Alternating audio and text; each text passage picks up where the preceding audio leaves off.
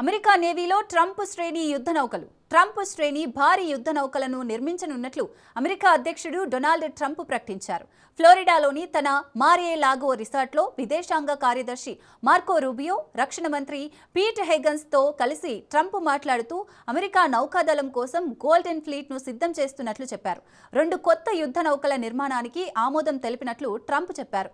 తమ నౌకాదళాన్ని 20 నుంచి 25 యుద్ధ నౌకలతో విస్తరించాలనే ప్రణాళికలో ఉన్నట్లు వివరించారు. ఇవి ఇప్పటివరకు ఉన్న అన్ని యుద్ధ నౌకల కంటే పెద్దవని, 100 రెట్లు శక్తివంతమైనవని పేర్కొన్నారు ట్రంప్. మాట్లాడుతూ అమెరికా నేవీ కోసం గోల్డెన్ ఫ్లీట్లను నిర్మించనున్నాం. మా దగ్గరున్న కొన్ని నౌకలు నిరుపయోగంగా మారిపోయాయి. ఇప్పుడు ఈ యుద్ధ నౌకల నిర్మాణం అవసరం. ఇవి 100 రెట్లు శక్తివంతమైనవి. ఇవి ప్రపంచంలోనే అత్యుత్తమమైనవి అని అన్నారు. 30,000 నుంచి 40,000 టన్నుల వరకు బరువుండే ఈ యుద్ధ నౌకలు శక్తివంతమైనవని ట్రంప్ అభివర్ణించారు. తుపాకులు, క్షిపణులతో పాటు అణ్వాయుధాలను ప్రయోగించే సత్తా వీటికి ఉంటుందన్నారు. 1994 నుంచి తాము ఎలాంటి యుద్ధ నౌకలను నిర్మించలేదని ట్రంప్ చెప్పారు.